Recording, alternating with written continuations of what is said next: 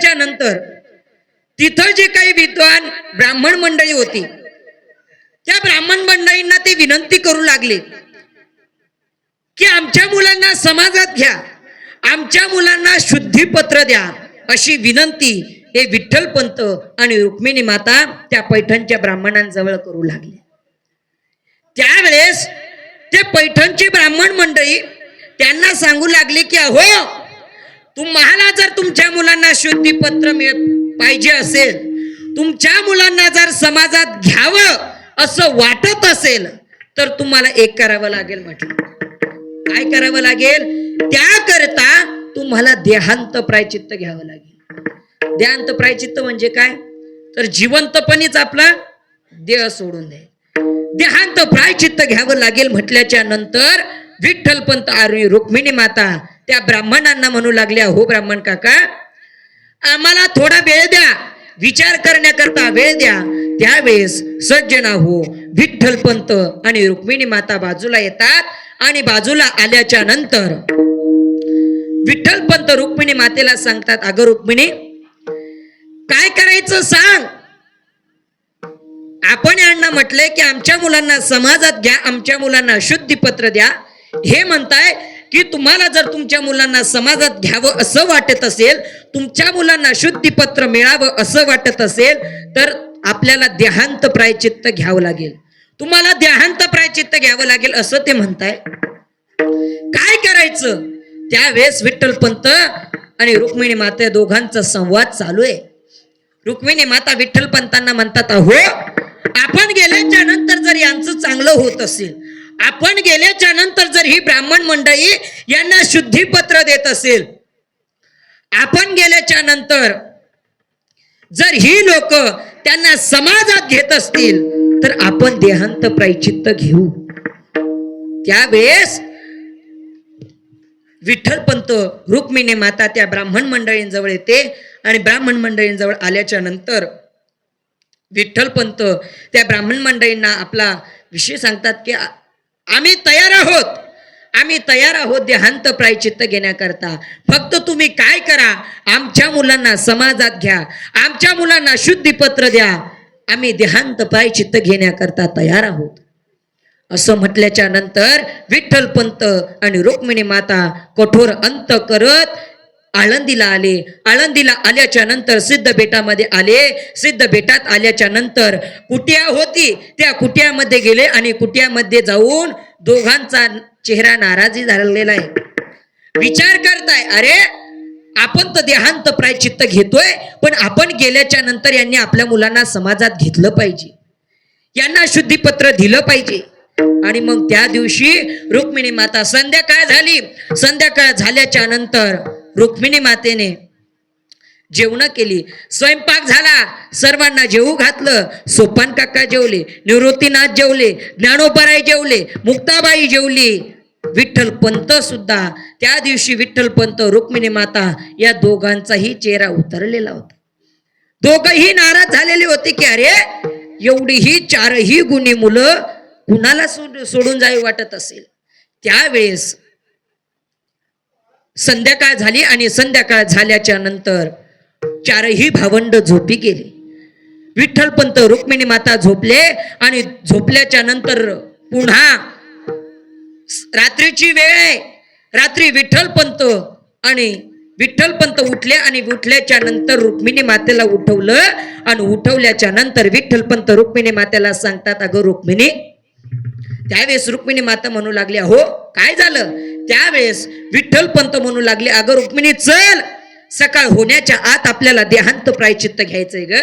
चल, गावातल्या लोकांनी आपल्याला पाहिलं नाही पाहिजे. गावातल्या लोकांनी जर पाहिलं तर लोक विचारपूस करतील, कुठं चाललात, एवढ्या सकाळी सकाळी कुठं चाललात, विचारपूस करतील. म्हणून रुक्मिणी आपल्याला निघावं लागेल, लवकर चल. त्यावेळेस रुक्मिणी माता विठ्ठलपंतांना म्हणू लागली, अहो आपण जाऊ, पण जाता जाता आपल्या या लेकरांना सांगून तरी जाऊ. त्यावेळेस रुक्मिणी मातेने निवृत्तीनाथाला उठवलं आणि उठवल्या बरोबर रुक्मिणी मातेच्या डोळ्यातून अश्रूच्या धारा वाहू लागल्या. रुक्मिणी माता रडू लागली आणि रडत रडत त्या निवृत्ती दादाला सांगू लागली, अरे निवृत्ती बाळा, ये निवृत्ती दादा, आम्ही देहांत प्रायचित्त घेण्याकरता चाललोय रे. त्यावेळेस निवृत्तीनाथ म्हणू लागले, काय का जात आहे, काय झालं?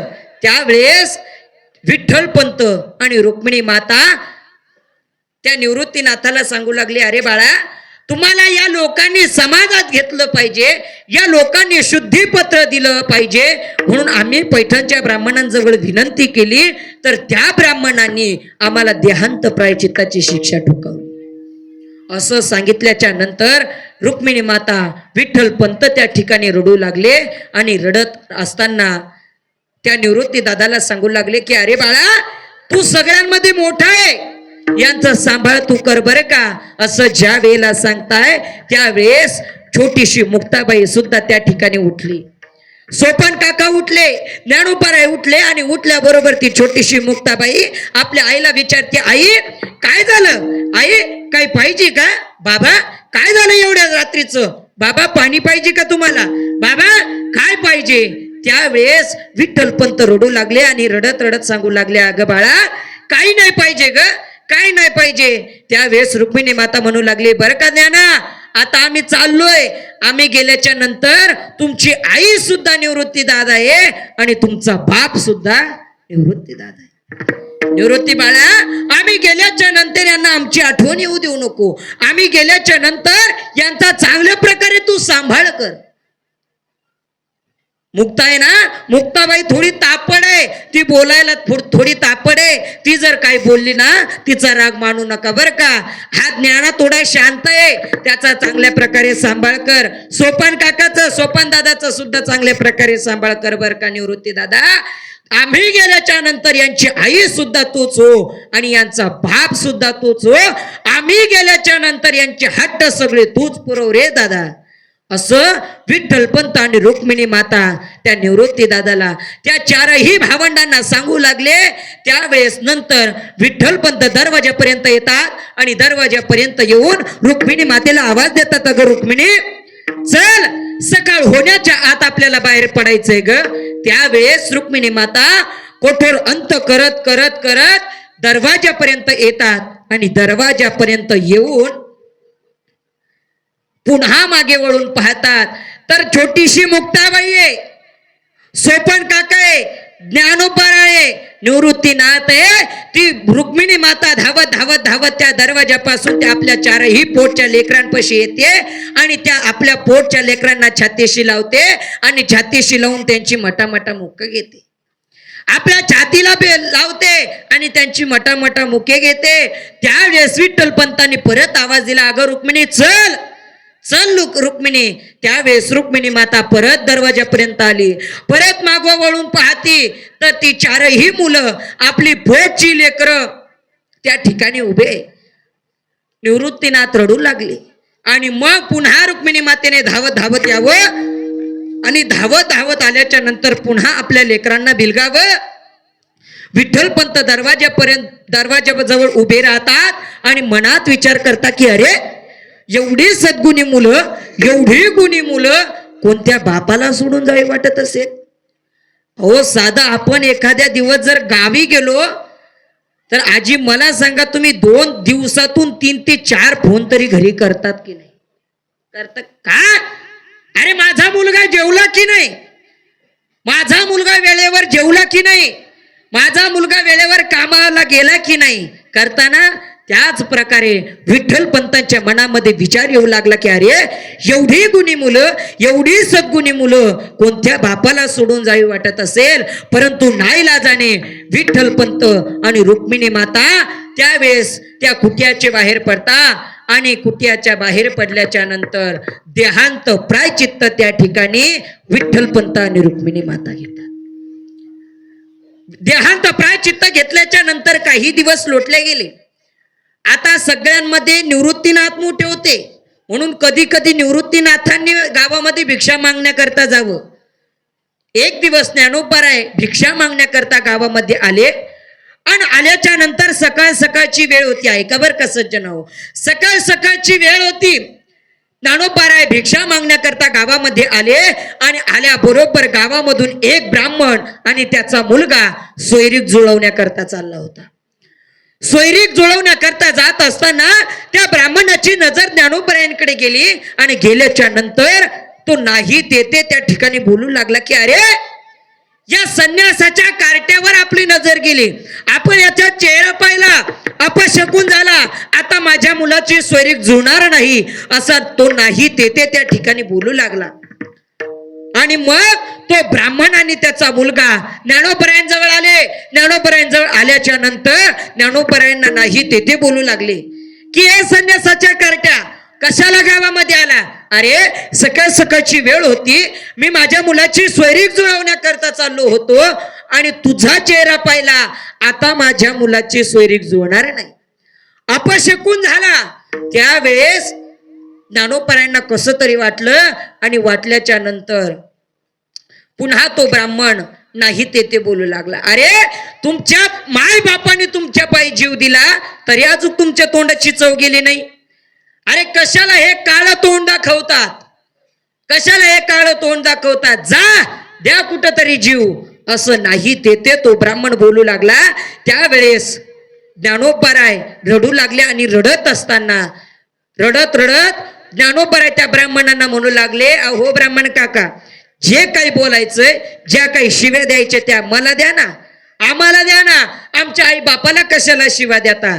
त्यावेळेस तो ब्राह्मण वटारून बोलू लागला, अरे जास्त बोलतो का? आणि त्या ब्राह्मणाच्या तळपायाची आग मस्तकात गेली आणि त्या रागाच्या भरात ज्ञानोबरायांच्या कानाखाली मारली. आणि मग ज्ञानोबराय रडू लागले. रडत रडत धावत धावत ज्ञानोबराय सिद्ध बेटात आले आणि आल्याच्या नंतर कुठे होती त्या कुट्यामध्ये गेले आणि कुट्यामध्ये गेल्याच्या नंतर ज्ञानोबरायांनी कुट्याचा दरवाजा लावून घेतला आणि दरवाजा लावून घेतल्याच्या नंतर ज्ञानोबराय म्हणू लागले, अरे आपल्याकडे यांची नजर गेल्याच्या नंतर यांना अपशकुन होतो, सच स्नान करावं लागतं, आपल्यामुळे यांची इंद्रायणी वाटते, तर आजपासून मी या जगाला तोंड दाखवणार नाही, असं ज्ञानोबराय त्या कुट्यामध्ये बसून म्हणू लागले. त्यावेळेस इकडे निवृत्त आपलं मुक्ताबाईला चिंता वाटू लागली की अरे माझा ज्ञानदादा केव्हाचा गावामध्ये गेला भिक्षा आणण्याकरता, अजून कसा आला नाही. त्यावेळेस ती छोटीशी मुक्ताबाई निवृत्ती दादाकडे येते आणि निवृत्ती दादाकडे आल्याच्या नंतर निवृत्ती दादाला सांगते, अरे दादा, ये निवृत्ती दादा, आपला ज्ञानदादा सकाळपासून भिक्षा आणण्याकरता गेलाय रे, पण अजूक वापस आला नाही, अजूक वापस आला नाही. म्हटल्याच्या नंतर निवृत्तीनाथ म्हणू लागले, अगं मुक्ता, काही काळजी करू नको, येईल. नाही रे दादा, त्याला गावात कोणी काही बोललं तर नसल ना दादा, मला चिंता वाटते रे. त्यावेळेस निवृत्तीनाथ म्हणू लागले, अगं मुक्ता, मी गावामध्ये जातो, ज्ञानाला शोधून आणतो, तू काय कर, या सिद्ध बेटामध्येच पहा. त्यावेळेस निवृत्तीनाथ गावामध्ये येतात, ज्ञानोबरायांची शोधाशोध घेतात. इकडे मुक्ताबाई सिद्ध बेटामध्ये येते. सिद्ध बेटात आल्याच्या नंतर इकडे तिकडे पाहू लागले, अरे माझा ज्ञानदादा इथं बसलेला असेल, माझा ज्ञानदादा इथं बसलेला असेल, माझा ज्ञानदादा इथं बसलेला असेल, असं शोधत शोधत शोधत शोधत मुक्ताबाई ज्या कुटियामध्ये ज्ञानोबराय बसलेले होते त्या कुटियाजवळ आले आणि ज्ञानोबरायांच्या रडण्याचा आवाज त्या मुक्ताबाईला आला. रडण्याचा आवाज मुक्ताबाईला आल्याच्या नंतर मुक्ताबाई मनात विचार करू लागली, अरे हा तर आवाज माझ्या ज्ञानोबरायचा आहे, माझ्या ज्ञानदादाचा आहे आणि माझा ज्ञानदादा रडतोय, काय झालं काय झालं म्हणून पाहावं. मुक्ताबाई कुट्याजवळ येतात आणि कुट्याला कान लावून विचारतात, अगं अरे ज्ञानदादा, काय झालंय, का रडतो? त्यावेळेस ज्ञानोबराय म्हणू लागले, अगं मुक्ता,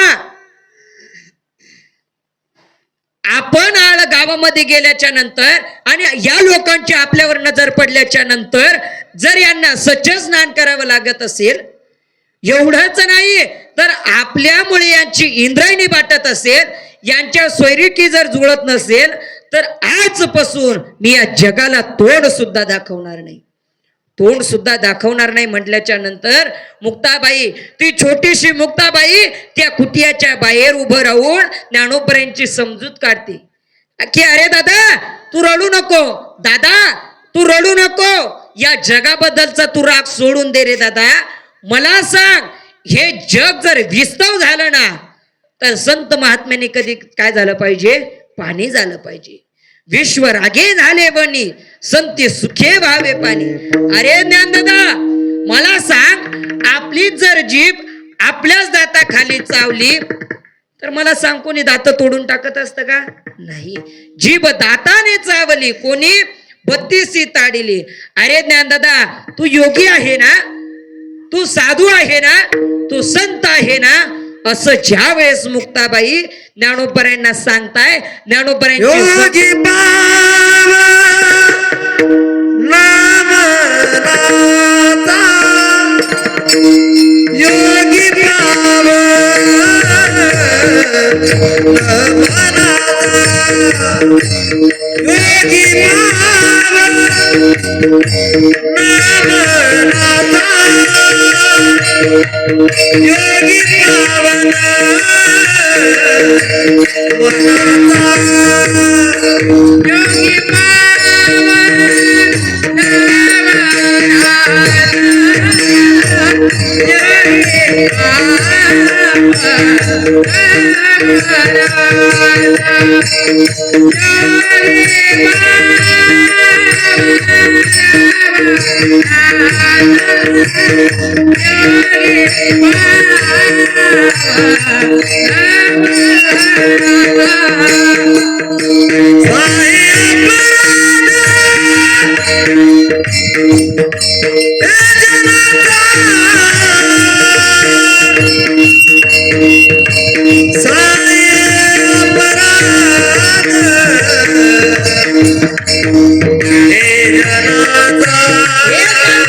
अरे दादा, या जगाबद्दलचा तू राग सोडून दे रे.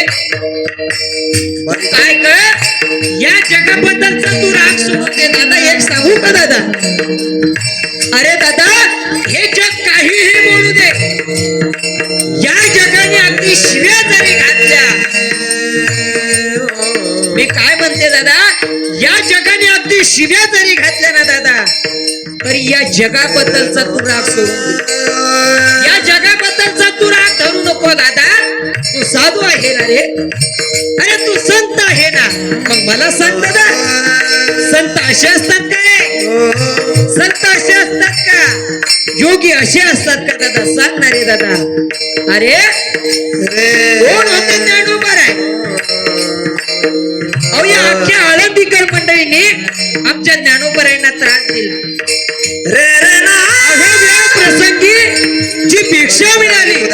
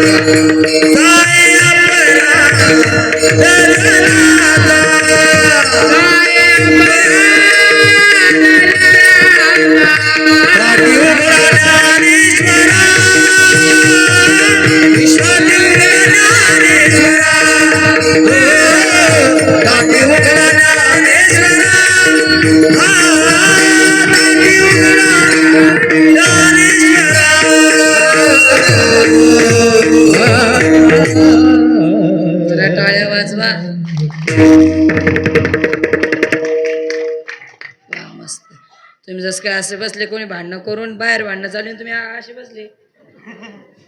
आम्ही त्या सुरतला कीर्तनाला गेलो तर तिथं असे हे चादरी टावेल हे काहीच नव्हतं ते बायाच्या अंगावर बिनधडक बसले होते. दादा तू योगी आहे ना, तू संत आहे ना, असं ज्या वेळेस ज्ञानोबारायांना सांगू लागली त्यावेळेस ज्ञानोबाराय मुक्ताईला म्हणता, ए मुक्ता मला सांग संत कसे असतात. मुक्ता संत कसे असतात, योगी कसे असतात, साधू महात्मे कसे असतात मला सांग ना. त्यावेळेस मुक्ताबाई म्हणते, अरे दादा संत कसे असतात त्याचं उत्तर मुक्ताबाई